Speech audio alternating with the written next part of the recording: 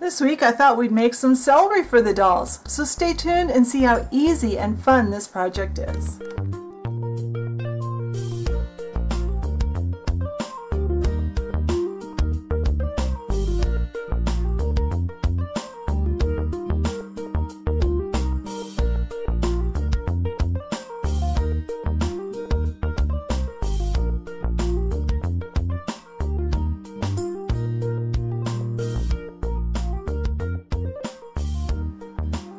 So we're going to make some, like I said in the intro, we're making celery sticks today. And if we have time, we'll do something a little special with some of them.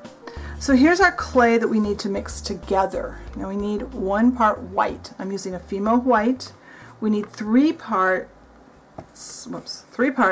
translucent, and I had Primo translucent, is what I grabbed today. We need 4 parts of Fimo leaf green. And we need 8 parts of yellow, and I'm using a Primo cadmium yellow. So I'm going to get these all combined and mixed together really well. I'm going to bake a sample to make sure it's the right color, and then I'll be back. Alright, so here's our baked clay. So that's too dark. So now we need to add some more white and some more translucent. I'm doing this on camera because I want you to see how I puzzle through this. And somehow I got another color on my clay. I'm going to get that scraped off. So here's some white. I'm going to take approximately 1 more part white. That was approximately this much. If I can get this cut off. No wonder I'm cutting with the wrong side of the blade. That's why it doesn't want to cut. And more translucent. I'm thinking probably about 2 more parts translucent. So I'm going to mix these together. I'm going to mix these into this, bake off another sample, and then I'll come back. Alright, so there's the result of our clay. And I'm okay with that. It could be a little lighter, but it's okay. This is an inside rib. This is like the end of my celery. I forgot to buy more. And the outside of it was darker, so we're going to stick with that. So now I have this clay, and I'm going to run this through my pasta machine on about a number 2 setting, the second thickest. Was just on the thickest. And now we need to make this look like celery. Start with a strip. And we're going to make different sizes. So we don't want it all the same size. Now to make the celery shape, we're going to use knitting needles. I have 3. I don't know what size this one is. It's smaller than this one. The green one's smaller than the blue one. The blue one is a 5 and the gold one is an 8. I don't think I'd go any bigger than that for this scale. Use whatever size you've got though. You're going to lay this strip, and you'll have to kind of play with your knitting needles and see what size. Make sure they are the aluminum kind, not the plastic, and the ones that are all metal, not the ones that don't have the plastic on the ends. Like I had one set. I don't really knit. I've always wanted to learn to knit and never could. But I have one set that instead of metal on the end, it's plastic. Don't use those. Alright. So now we've got that form. But it still doesn't look like celery, because what do we see when we look at celery? We see the lines. This is just like a bolt from the hardware store. I don't know what kind of bolt this is or what size it is. Just get something that has nice ridges on it. And you are going to roll this down the length. And I'm kind of crooked because I'm trying to have this where the camera can see. Usually I hold this differently.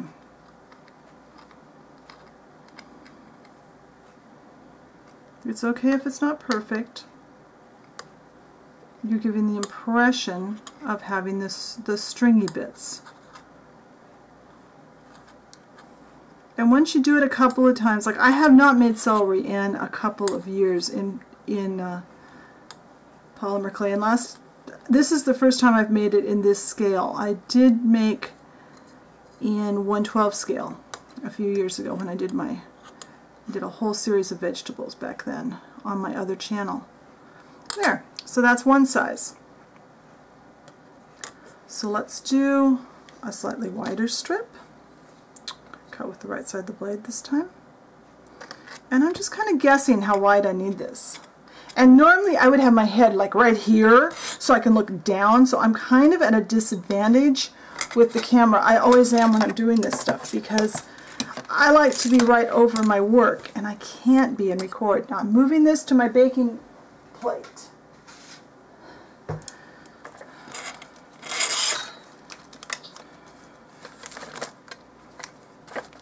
I got too much junk on my tray too, on my table.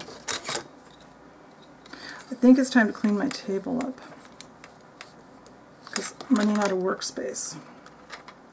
Oh, we're still under camera. Okay.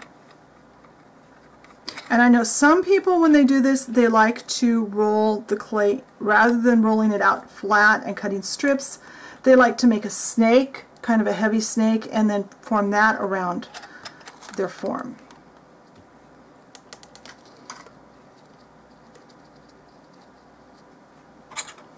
Let's see if I can use my tripod to help me hold this. Maybe working, yeah, I think working towards myself at this angle might work better.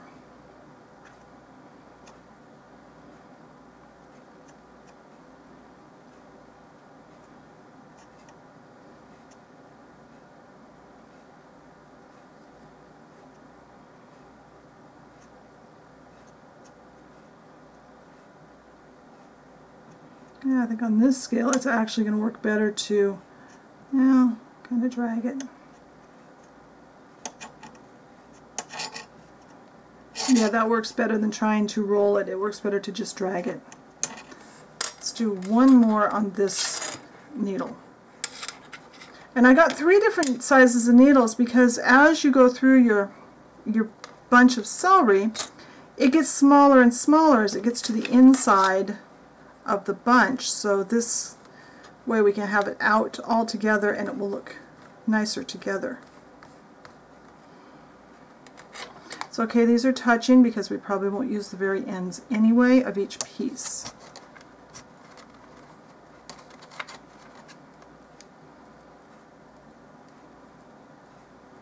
And I'm thinking one of my clays had something hard in it. I'm finding little bits. I think that was my white or my yellow. I'm thinking it was my white. Not sure what we picked up there. Alright, so let's try it going this way.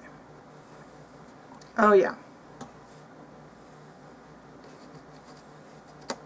Yeah, on dollhouse size, the smaller scale, I roll the bolt. But on this scale, it works better to drag it. Alright, now we'll make some bigger ones.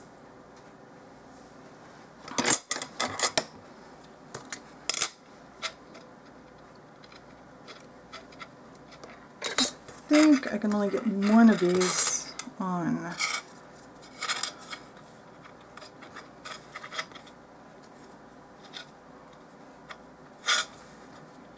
At a later date, I'm going to show you how to make the whole bunch of celery, but that's a little bit more of an advanced technique. So we'll make this one. Besides that, I didn't have enough clay. But we'll do that another time. I'll put that on my list for after we've had a little more practice making food on this channel. I've done it on my dollhouse channel, but I'm trying to keep things a little more basic on this channel yet. I'm going to start mixing in some more difficult stuff as time goes on. There we go. So now I'm going to bake these, and after they are baked, I'll come back and show you what we do next.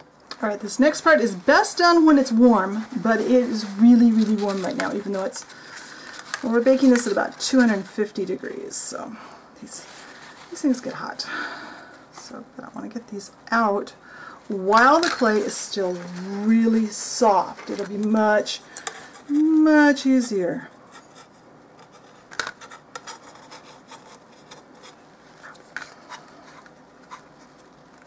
That is really warm. And now, if you want to make more, these need to cool all the way back to room temperature before you put more clay on them. It's hot. That was really warm to pick up. I also want to do the next step on the clay while it's still warm too. Alright, now, put these back on my tray. Now we need to cut these up. So what I'm going to do, is use my craft knife, and I'm going to cut them, well,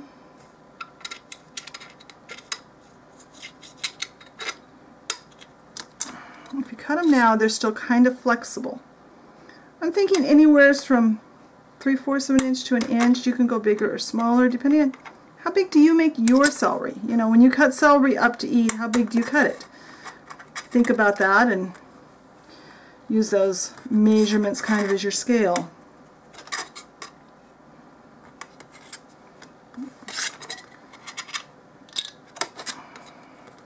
The little ends are usually kind of a funky shape.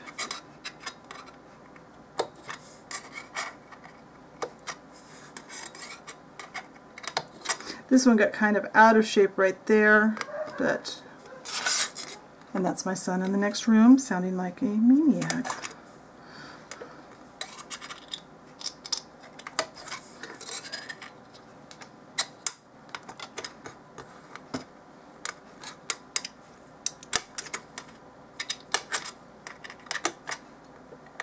So now, one of the things my kids always want to do with celery is fill it with some peanut butter. So I got some peanut butter here for color comparison. And I have, this is just, is this yellow ochre? This is, I believe it's yellow ochre. I'm going to have to look, this one doesn't have the label on it anymore. Fimo, get a peanut butter colored clay and some liquid Fimo, some translucent or liquid Sculpey, TLS, translucent liquid Sculpey. And we are going to put quite a bit of that there. And this clay is a little old, so it might need to sit for a while. We'll see. Got quite a bit. And I usually keep this, if I'm using my TLS very much, I keep one of these double-ended knitting needles in it. It just makes getting it in and out of the container a lot easier. I have never had any luck trying to use their top to get it out. And I'm just working on a piece of aluminum foil so I don't get my work surface all sticky. Although the best thing to do if you have liquid clay and you get it, like you use it on your tile, bake it. Bake the tile with the clay on it, with the liquid clay on it, and then just peel it off and throw it away. That's a good way to get rid of that.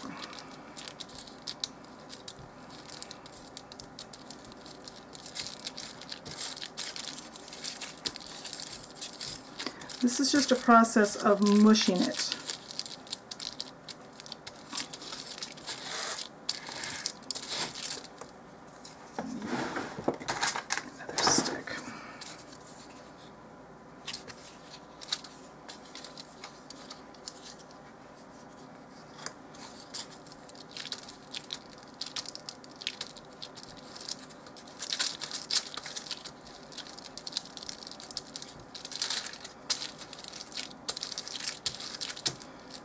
I think I will continue to add TLS to this clay and continue mixing it. This clay is really old. It's been in my stash for a long time, so it's really dried out. So it's going to take a while to get it usable.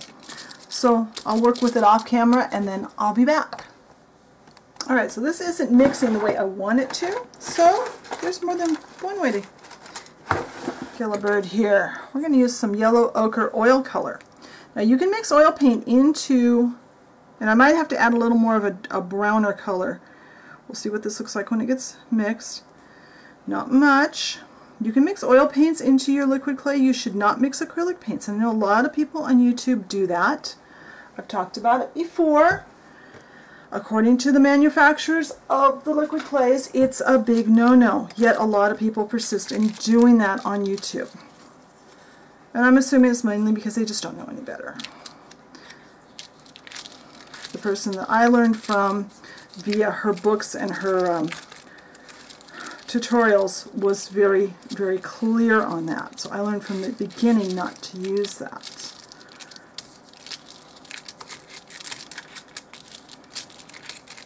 That's coloring it a little bit better. So it looks like chunky peanut butter now, I think. Alright, this is really sticky and really messy. I'm going to use a toothpick or two, and I'm going to do this without getting clay all over everything. You could even make some raisins and put on here. Just get some, I would say some probably black and dark brown and purple combination, and make a really rough little bowl.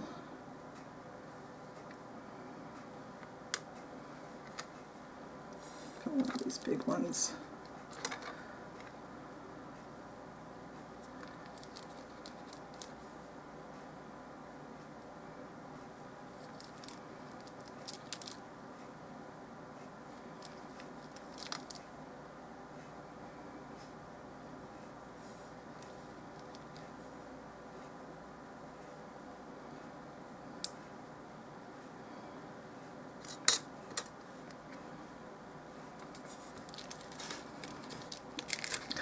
Stuck.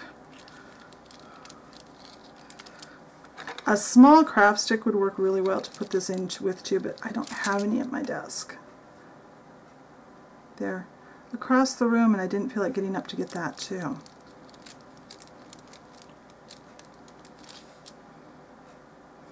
So basically that's all there is to this. I'm going to use up the rest of this peanut butter mixture. I'm going to bake the filled ones, and when they are all baked, I will come back and show you what they look like all finished. Alright, this is all baked off. I did find it necessary to make a kind of a bed of crumpled aluminum foil because these were rolling all over the place. So let me get these off of here, get this out of the way, and here we go. We have some peanut butter filled celery and some not peanut butter filled celery. So I think the dolls have a really good snack here. Don't you? That, along with those carrots that we made them a few weeks ago, they've got some healthy after-school snacks. I hope you enjoyed this project.